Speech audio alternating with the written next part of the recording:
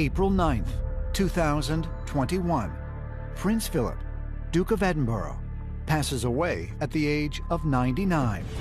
As publications across the world report on his incredible life, it comes to light that the prince had a long-held fascination with the UFO phenomenon.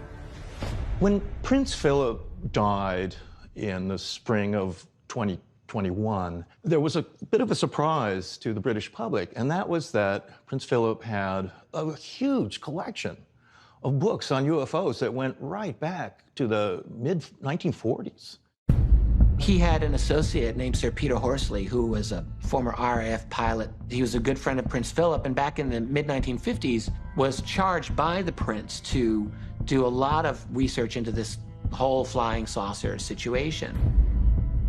The two of them, over the years, researched and investigated this quietly, kept an eye on all the developments, secretly subscribed to various UFO magazines and newsletters, and even had witnesses interviewed.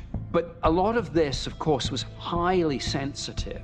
I mean, here you have the Queen's husband, Prince Philip, Duke of Edinburgh, researching and investigating UFOs. Had the news got out, it would have caused a sensation. While those within the UFO community had long been aware of Prince Philip's investigations into strange phenomena, most of the public only learned of it with his passing. And it also came to light that another member of the British royal family was responsible for one of Great Britain's earliest UFO reports. Hampshire, England, 1955.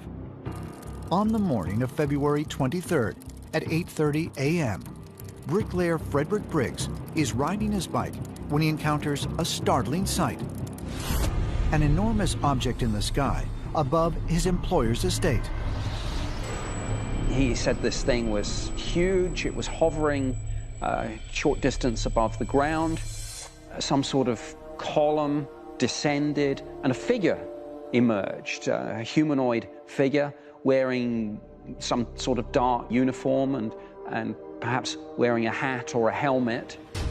And at one point, he talks about a force knocking him off his bicycle and holding him down.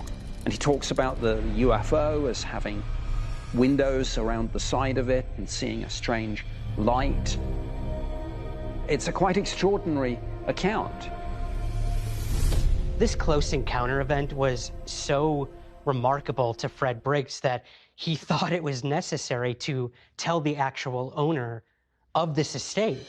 And that just so happened to be Lord Mountbatten, who was the uncle of Prince Philip, who was married to Queen Elizabeth. At the time of the sighting, Lord Louis Mountbatten, former Governor General of India, was the first Sea Lord of the British Royal Navy.